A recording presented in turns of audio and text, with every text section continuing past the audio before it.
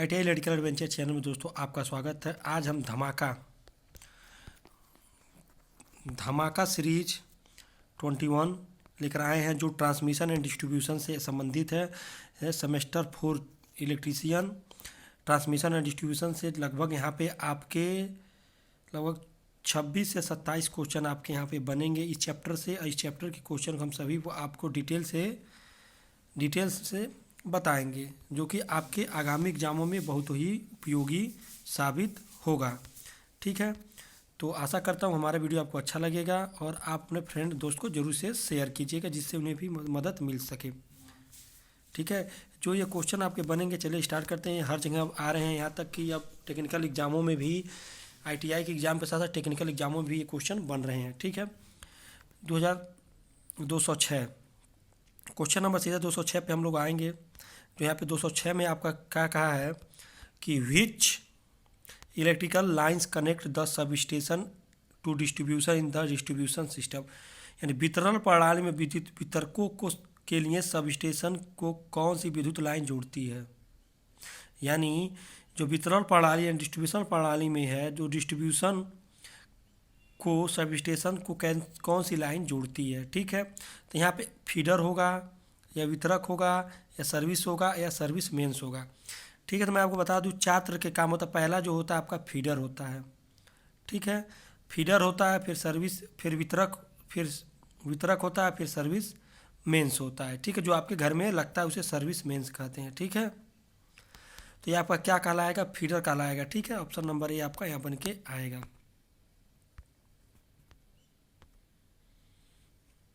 उसके बाद 207 number question आपका है, which the insulation resistance between any two conductor in the medium voltage domestic installation पर IE रूल, यानी IE नियमों के अनुसार मध्यम वोल्टेज घरेलू इंस्टॉलेशन में किन्हीं दो चालकों बीच इंसुलेशन कितना होना चाहिए। यानी 2 कंडक्टर आपके घर में लगे हैं, तो दोनों के बीच में कितने इंसुलेशन होना चाहिए, इसके बारे में इन्होंने पूछा है। ठीक है, तो क्या आपका हो जाएगा, हम बता रहे हैं। तो आपका कितना होगा, 1 इन्फानाइट होना चाहिए, 1 मेगा ओम से अधिक होना चाहिए, 2 से अधिक होना चाहिए या 3 मेगा ओम से अधिक होना चाहिए। तो मैं आपको बता दूं कि जब 2 कंडक्टर लगे होते हैं, तो दोनों के बीच जो हमारा होना चाहिए इंसुलेशन रेजिस्टेंस 1 मेगा ओम से अधिक होना चाहिए। ठीक है, 1 मेगा ओम से अधिक होना चाहिए। 208 नंबर है, विच डाइवर्सिटी फैक्टर, विविधता कारण यानी DF कौन सा होता है, डाइवर्सिटी फैक्टर। 208 नंबर का आपको देखेंगे, लिखा मिनिमम एक्चुअल लोड या इंस्टॉलेशन लोड, फिर दिया इंस्टॉलेशन लोड या मिनिमम एक्चुअल लोड, ये एक दूसरे का अपोजिट है, A और B। फिर मिनिमम इंस्टॉलेशन एक्चुअल लोड, ये गलत है, मिनिमम इंस्टॉलेशन लोड होगा, फिर ये भी आपका गलत है। अब इन्हीं दोनों में D और A और B में चूज करना था। A और B में आपका होगा option number A, minimum actual load और इंस्टॉलेड लोड कितना, यानी आपने लोड कितना इंस्टॉल किया था अपने घर पे, मान के रखा था, और इस समय वर्तमान में कितना लोड आपके घर पे है। जैसे कहने का मतलब ये है कि हमने मिक्सर लगाया, ग्राइंडर लगाया और बहुत सारे उपकरण लगाए, लेकिन सारे उपकरण एक साथ काम नहीं करते हैं। ठीक है, तो कहीं पे कभी लोड कम होता है, कभी ज़्यादा होता है, लेकिन मैक्सिमम को हमेशा मान के रखते हैं। 209 number, what is the voltage ratio in AC distribution line adopt for domestic customer, यानी घरेलू उपभोक्ता के लिए अपनाई गई AC वितरण लाइन में वोल्टेज अनुपात क्या होता है। वोल्टेज रेशियो उन्होंने पूछ रखा है, 415 वोल्ट से 240 वोल्ट, 240 से 110, 415 से 110 या 11 kV से 415। तो आप 11 kV से 415 मार लेंगे और आप यहीं पे क्या कर लेंगे, गलत कर लेंगे, क्योंकि आपके 11 kV आपके घर के अंदर नहीं आता। 11 kV आपके ट्रांसफार्मर को मिलता है, यहाँ तक ये 11 kV आपको नहीं मिलता। आपको कितना मिलता है, 220 की सप्लाई मिलती है। जिसके घर पे 5 kVA लोड होता है, उसको 3 फेज सप्लाई उसको प्रदान की जाती है। ठीक है, तो आपका यहाँ पे क्या हो जाएगा, ऑप्शन नंबर ए हो जाएगा, 415 वोल्ट 240 वोल्ट का रेशियो हम लोग रहते हैं, ऑप्शन नंबर ए हो जाएगा। आशा करता हूँ वीडियो का समझाने की जो क्वालिटी आपको अच्छी लगेगी, और अपने दोस्त को ज़रूर आप लोग शेयर करिएगा जो भी स्टडी ग्रुप रिलेटेड हो। अगर नए पे चैनल पे नए हैं तो चैनल को सब्सक्राइब जरूर करें। 210 नंबर है, what is the name of the insulator use in the overhead line. Overhead line में उपयोग किए जाने वाले इंसुलेटर का क्या नाम है। देखिए किस प्रकार का इंसुलेटर बना हुआ है। देखिए इंसुलेटर पे कई प्रकार के होते हैं, पिन टाइप होते हैं, डबल पिन टाइप होते हैं, फिर साइकिल टाइप होता है, स्ट्रेन टाइप होता है, सबका अलग अलग काम होता है। ये आपका जो कहलाएगा आपका स्ट्रेन इंसुलेटर है। ऑप्शन नंबर सी आपका सही होगा, स्ट्रेन टाइप इंसुलेटर है। और मैं आपको बता दूं 210 स्ट्रेन है नहीं, साइकिल है, sorry sorry cycle cycle cycle strain type में है। मैं जितना दिया है उनको बता। देखिए जो पिन टाइप इंसुलेटर होता है ओवर हेड लाइनों में लगा होता है, बस किस तरह ये बना होता है आपके देखे होंगे, इस टाइप बना होता है, इसी में वायर कस दिए लगा दिए जाते हैं। ठीक है, स्ट्रेन टाइप जो इंसुलेटर होता है सी नंबर, ये आपका इंसुलेटर लगता है कहाँ पे, जब आपकी जो खंभा लगा तो खंभा को सपोर्टिंग करने के लिए बीच में इंसुलेटर लगा के तार खींचा जाता है, वो स्ट्रेन टाइप इंसुलेटर होता है। साइकिल टाइप जो इंसुलेटर आपका होता है ये इसे बोलते हैं। ठीक है, इसका प्रयोग कहाँ होता है, जहाँ पे आपकी लाइन को मोड़नी होती है या एंड होता है। ठीक है, एंड पॉइंट और या लाइन को मोड़ना होता है गली में, वहाँ पे इसका प्रयोग करते हैं। देखिए कौन सा लाइन इंसुलेटर है, इसे देखिए आपको बोलते हैं डिस्क इंसुलेटर। देखिए कई डिस्क को बनाए, देखिए एक होता है डिस्क इंसुलेटर।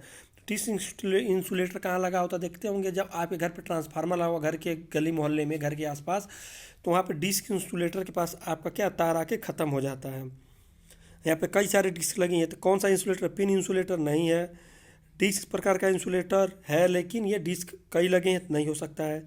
इसे हम लोग बोलते हैं सस्पेंशन टाइप इंसुलेटर, क्योंकि ये क्या होता है लटका होता है। ठीक है, तो इसलिए इसे हम लोग बोलते हैं सस्पेंशन टाइप इंसुलेटर। 212 नंबर है, which is the permissible load in the light subcircuit domestic wiring I rule. I rule के अनुसार घरेलू वायरिंग में उप सर्किट को जलाने के लिए कितना अनुमेय भार है। मतलब यानी सब जो आपके घर में जो बोर्ड लगा होता है, जहाँ पे मोबाइल चार्जिंग, टीवी आदि आप लगाए रखते हैं, जो जो पावर सर्किट नहीं है, वो आप कितना लोड लग सकते हैं। ऑप्शन नंबर ए होगा आपका 800 वाट हम लोग रखते हैं। ठीक है, 800 वाट आई रूल के अनुसार कितना है 800 वाट और 10 पॉइंट, यानी 10 पॉइंट और 800 वाट होना चाहिए, इससे अधिक नहीं होना चाहिए।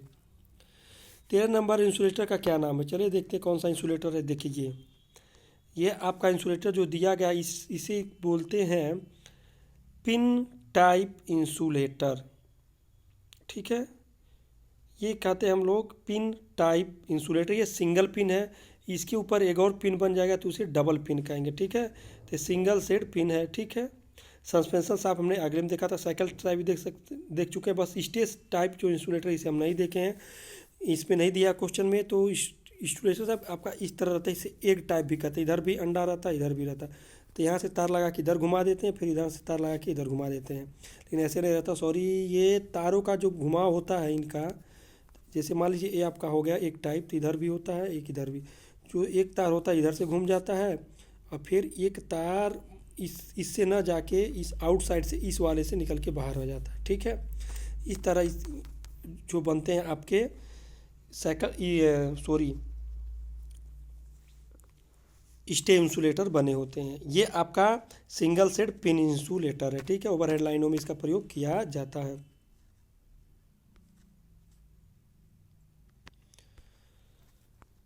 चौदह नंबर है,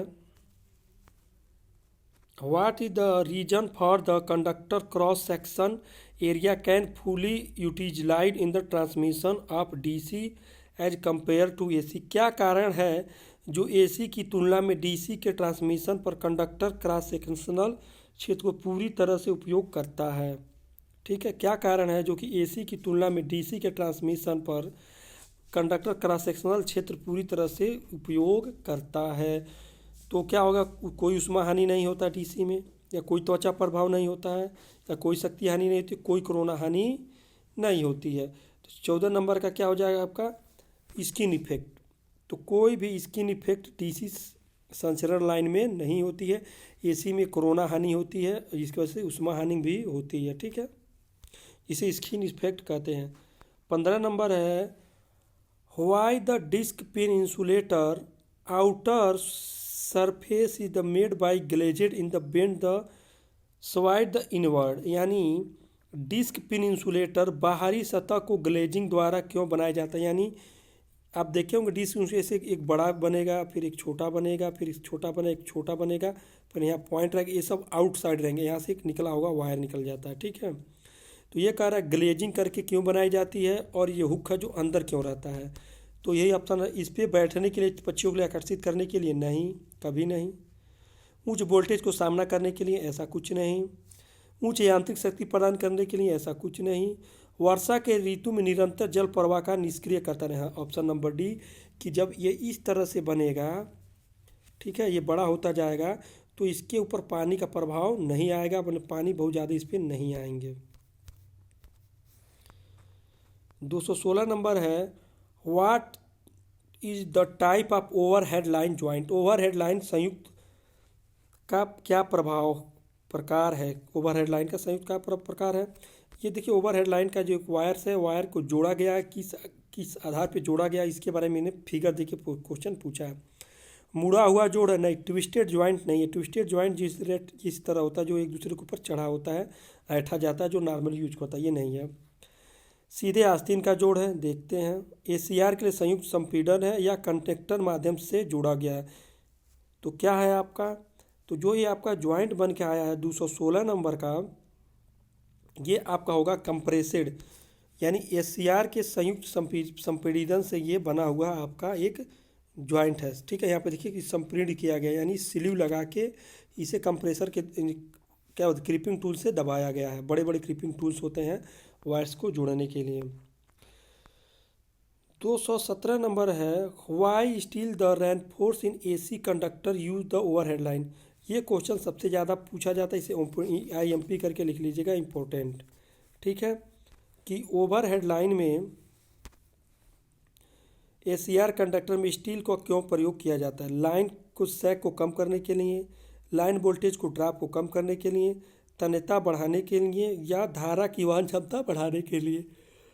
तो पहली बात तो स्टील धारा क्षमता बढ़ाने के लिए प्रयोग नहीं करेंगे, उससे ज़्यादा धारा को एल्युमिनियम सह सकता है, ये भी गलत हो। तन्यता बढ़ाने के, ऑप्शन नंबर सी आपका सही होगा। लेकिन जो सैग कह रहा है ये भी एक तरह से सही है, लेकिन ये आपको गलत मानेंगे, क्योंकि सैग तो हम लोग कम बेसी कर सकते हैं।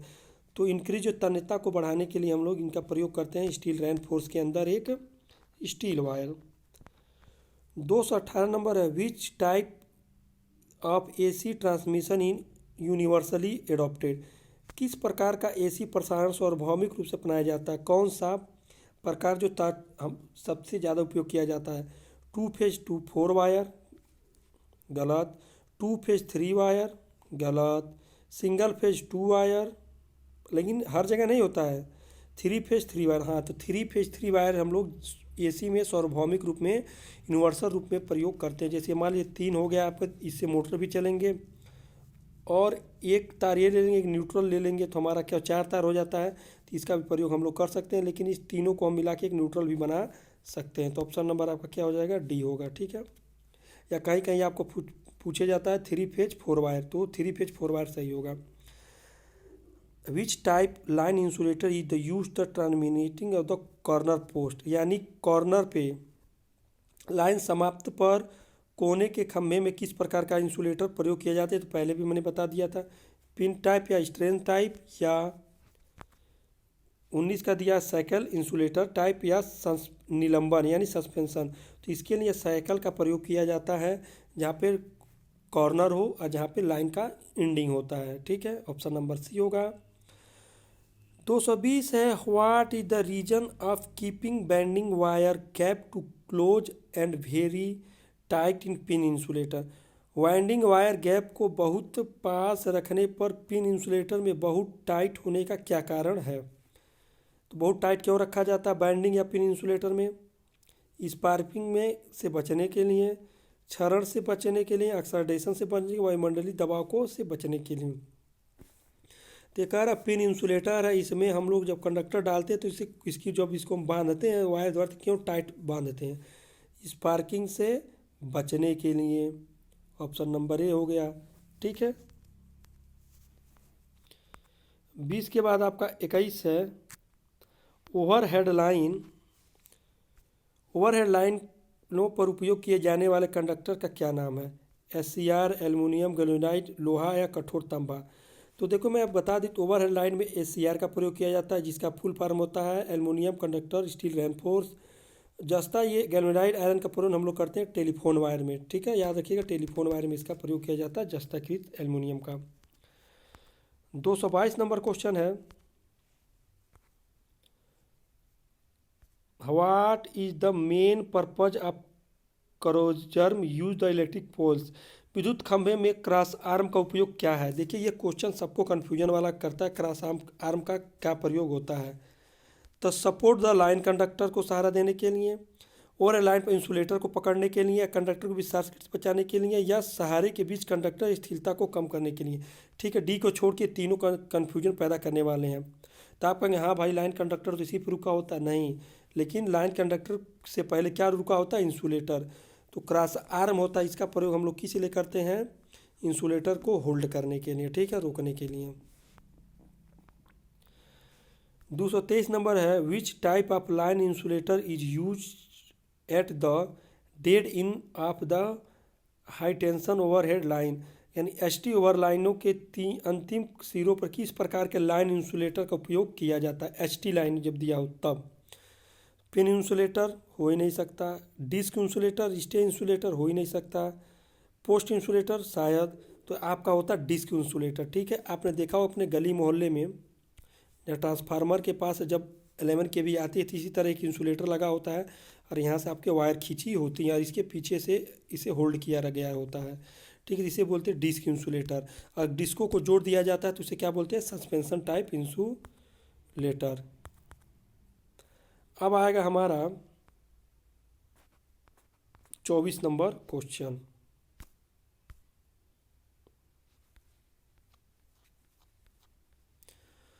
What is the advantage of AC power transmission. AC power transmission के क्या फ़ायदे हैं? कोरोना नुकसान कम, ना इसमें बहुत ज़्यादा होता है भाई। ट्रांसमिशन लाइन में तनाव न्यूनतम, गलत। ट्रांसमिशन लाइन वोल्टेज ड्रॉप, गलत। वोल्टेज को स्टेप अप किया जा सकता है और आसानी से स्टेप डाउन। ऑप्शन नंबर आपका डी सही होगा कि AC को आसानी से स्टेप अप किया जा सकता है, स्टेप डाउन किया जा सकता है, लेकिन DC को इसके मुकाबले नहीं किया जा सकता। 25 नंबर है what is the ACR standard. ACR का मतलब क्या होता है? सबसे ज़्यादा पूछे जाने वाला क्वेश्चन ट्रांसमिशन एंड डिस्ट्रीब्यूशन का है। इसे बोलते हैं एल्युमिनियम कंडक्टर स्टील रैन फोर्स। तो ऑप्शन नंबर डी आपका बन के आएगा एल्युमिनियम कंडक्टर स्टील रैन फोर्स। ठीक है, अब देखेंगे 26 number question. What is the purpose of cross arm in the overhead line. देखिए क्वेश्चन फिर दोबारा घुमा दिया भाई।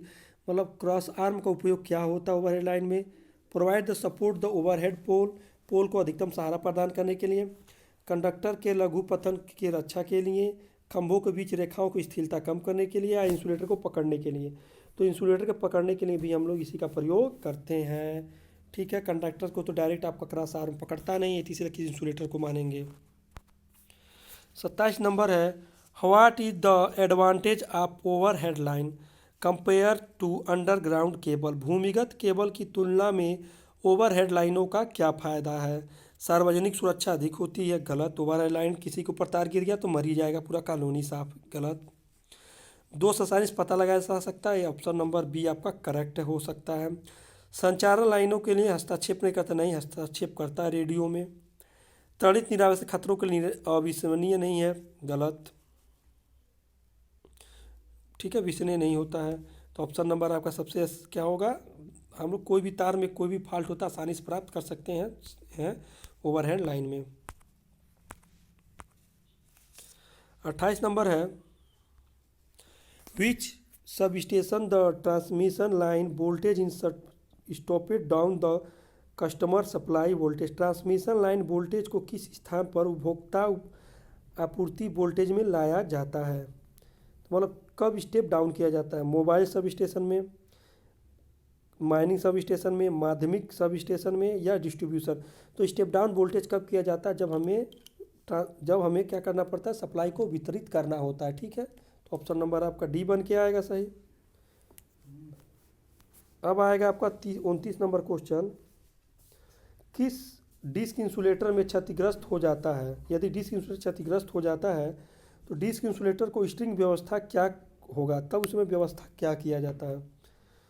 तो पूरा स्ट्रिंग बेकार हो जाएगा, या कोई प्रभाव नहीं होगा, समान रूप से संचालित रहेगा, या केवल क्षतिग्रस्त डिस्क कार्य नहीं करेगा, या समवर्तित इंसुलेटर और आसन इंसुलेटर कार्य नहीं करेंगे। तो मैं बता दूं, जो डिस्क आपका ख़राब होगा वही डिस्क काम नहीं करेगा, अदरवाइज काम करेंगे। ऑप्शन नंबर सी आपका सही होगा।